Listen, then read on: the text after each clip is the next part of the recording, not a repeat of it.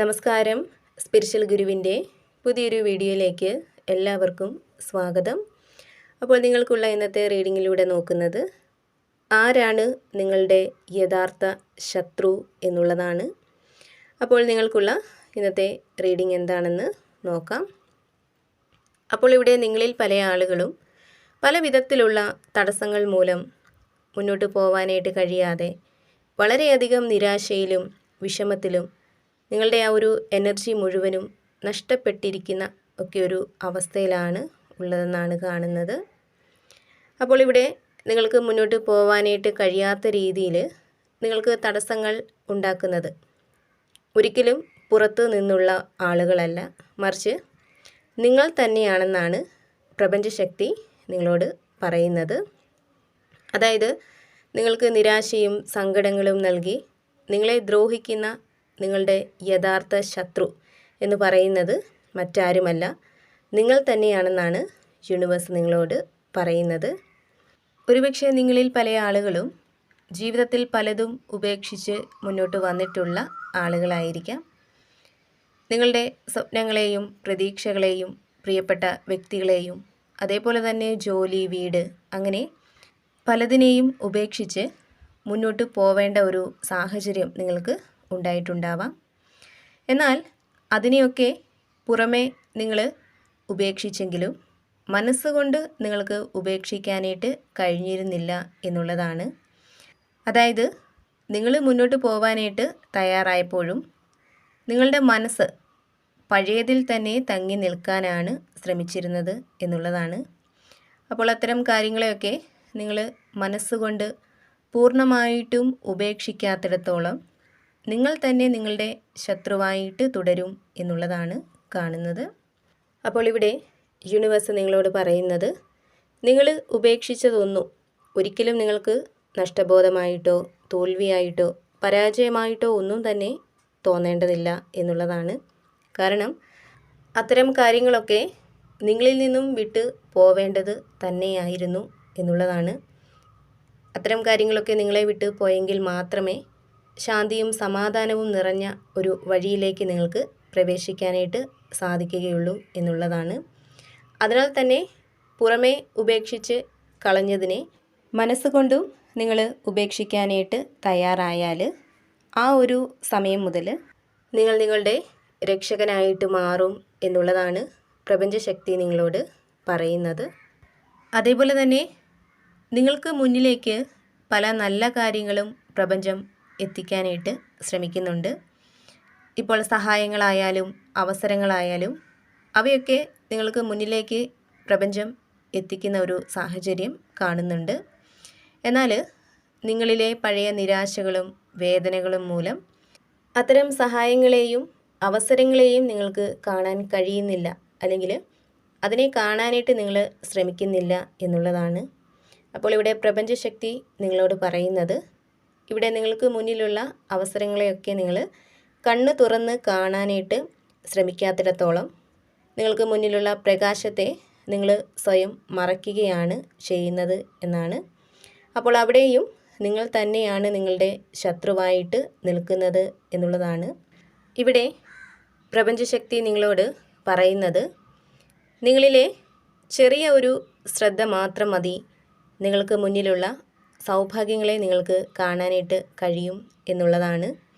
ഇവിടെ മുമ്പ് പറഞ്ഞതുപോലെ നഷ്ടപ്പെട്ടവയിൽ മാത്രം മനസ്സിനെ ഉടക്കി നിർത്താതെ യാഥാർത്ഥ്യത്തെ തിരിച്ചറിയുക, നിങ്ങൾക്ക് മുന്നിലുള്ള അവസരങ്ങളെ കാണാനായിട്ട് ശ്രമിക്കുക. അതിലൂടെ നിങ്ങളുടെ ജീവിതത്തിന് പുതിയൊരു തുടക്കം വന്നു ചേരും എന്നുള്ളതാണ് പ്രപഞ്ചശക്തി നിങ്ങളോട് പറയുന്നത്.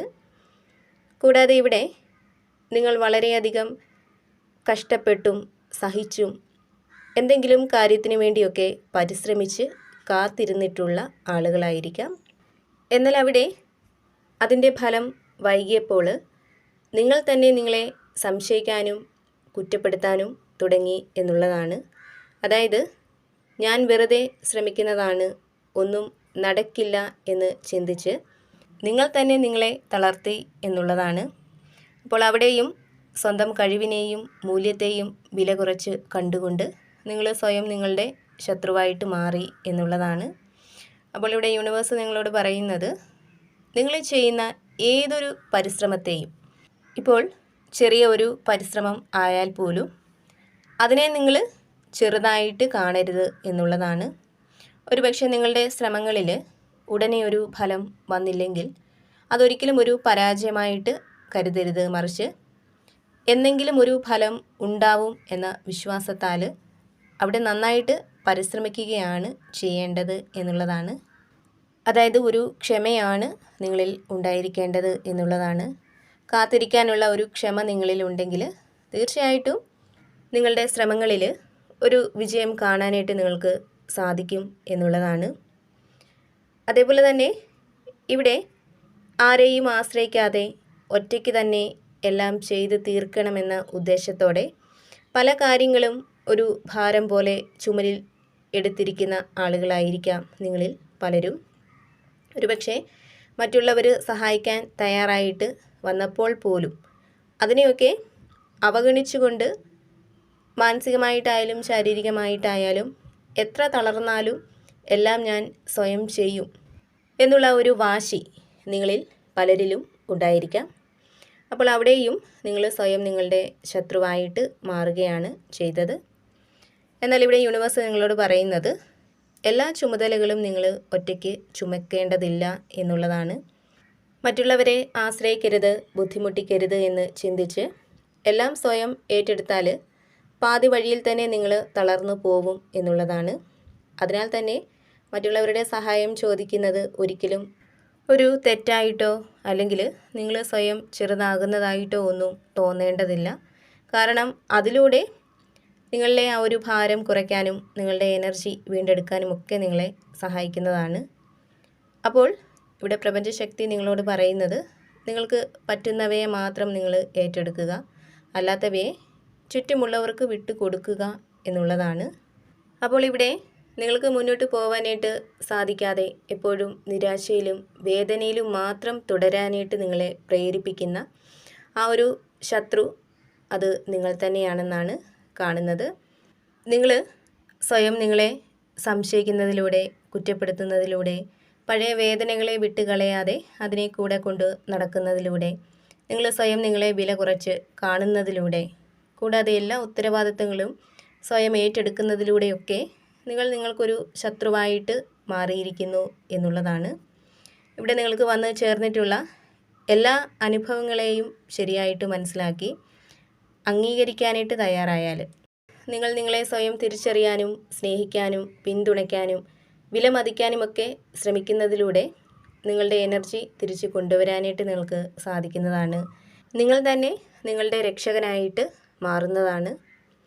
അപ്പോൾ നിങ്ങൾക്കുള്ള പ്രപഞ്ചശക്തിയുടെ ഇന്നത്തെ സന്ദേശം ഇതായിരുന്നു. ഇതിലൂടെ നിങ്ങളുടെ സാഹചര്യങ്ങളുമായിട്ട് നിങ്ങൾക്ക് പോസിറ്റീവായിട്ട് വരുന്ന കാര്യങ്ങളെ മാത്രം എടുക്കുക, അല്ലാത്ത കാര്യങ്ങൾ വിട്ടുകളയുക. വീണ്ടും പുതിയൊരു വീഡിയോയിലൂടെ കാണാം.